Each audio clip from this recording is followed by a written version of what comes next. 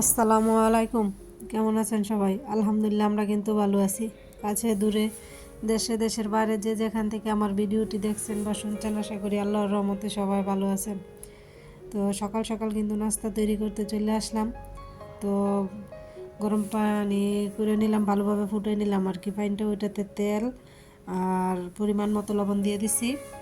তেল দিছি যাতে করে আর কি কাইটা মাখার সময় হাতে না বেজে, সেই জন্য। তো কাই হয়ে যাওয়ার পর কিন্তু আমি একটু ঘুরে রাখছিলাম কাইটা ভালো হওয়ার জন্য আর কি, যাতে সুন্দর মতো সিদ্ধ হয় সেজন্য।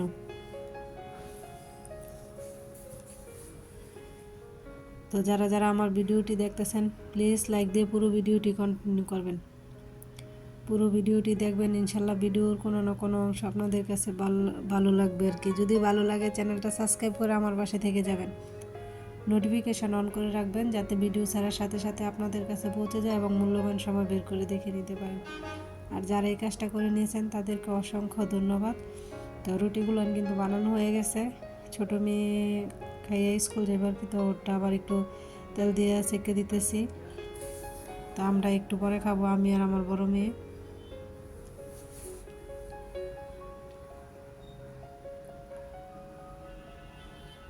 তো কালকে যে বাজিটা করছিলাম ওইটাই রয়ে গেছিলো, তো ওই বাজি দিয়ে আজকে রুটি খাবো আর কি, অন্য কোনো কিছু আর করিনি।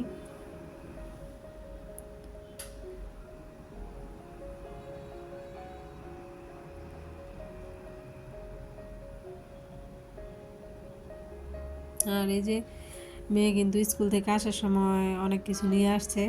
তো ছেলের জন্য ডাইপার, শীত আসার পর থেকে এত পরিমাণ ডাইপার লাগতেছে কি আর বলবো। তো এদিক দিয়ে কিছু কাজু বাদাম, কাঠবাদাম, কিশমিশ ছিল, আর এদিক দিয়ে কিছু ফল ফুল ছিল, আর আতপ চাল ছিল আর কি। তো পিঠা খাবো বলতেছি, দেখি কবে বানাই। চাউল এনে রাখলাম। তো আপেলটা আর কি কয়েকদিন পর পর আনা হয়, যেহেতু আমার ছেলেকে আপেল সিদ্ধ করে আপেলের পিউরিটা একবার দেওয়া হয়, বা মেয়েরাও খাইতে পছন্দ করে, সেজন্য আনা আর কি। আর খেজুরটাও, তো সব কিছুই ছেলেকে অল্প অল্প করে দিই, সেজন্য আর কি থাকতে থাকতে সব কিছু নিয়ে আসতে হয়। কিছু বাদাম, তারপরে খেজুর, আপেল ছিল, তাও মেয়েরে বললাম যে তুমি নিয়ে এসো আসার সময় স্কুল থেকে, হয়তো বা আমি কয়েকদিন আর বাজারে যাব না, এই জন্য মেয়ের হাতে আনায় রাখলাম আর কি। তো আর আমি তো আমার ছেলের যে সেরেলাক্সটা আছে ওইটা কিন্তু ঘরেই তৈরি করি। তো সব কিছু দিয়া কিনাটা খাওয়াই না, সেই জন্য আমার কাছে মনে হয় ঘরোয়াটাই ভালো বাইরের কিনাটার চাইতে।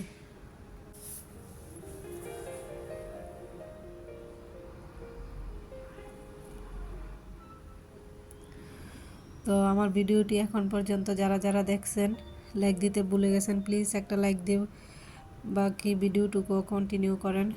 তো আমি কিন্তু দুপুরে রান্না বান্নায় চলে আসছি। তো শিং মাছ দিয়ে আজকে লাউ পাতার ঝোল রান্না করব।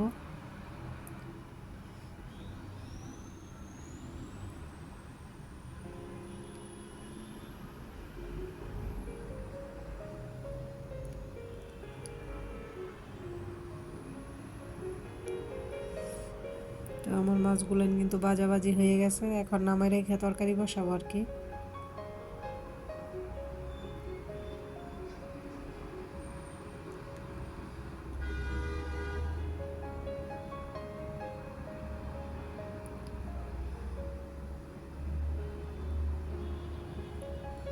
তো আমার বোন যে দিয়ে গেছিলো এই লাউয়ের ডোকাগুলো নি, তো এর আগেও একদিন পাক করছিলাম, আর আজকেও পাক করতেছি শেষ। তো আর কিছু তরকারি রয়ে গেছে, ওইটা হয়তো বা আর দু একদিন খাইলে খাওয়া শেষ, পরে আবার আমারে নতুন করে বাজার করতে হইব আর কি।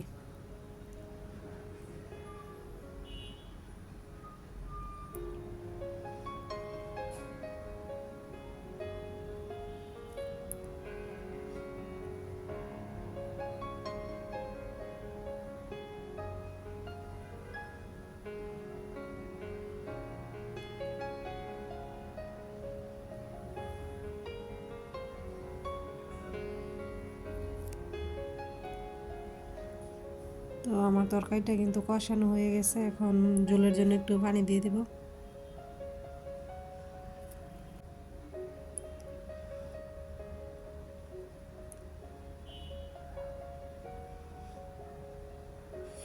তো লাউ পাতা ডগা লাউ আর কি, লাউয়ের সব কিছুই খাইতে পারি, সব কিছুই খাই, ভালো লাগে আর কি।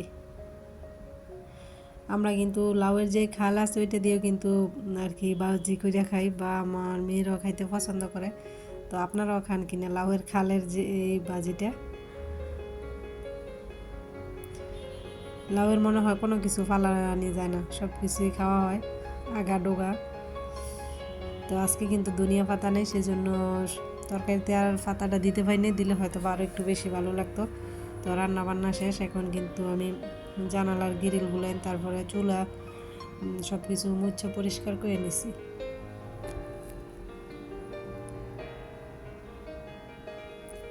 আল্লাহ হাফেজ, সবাই ভালো থাকবেন।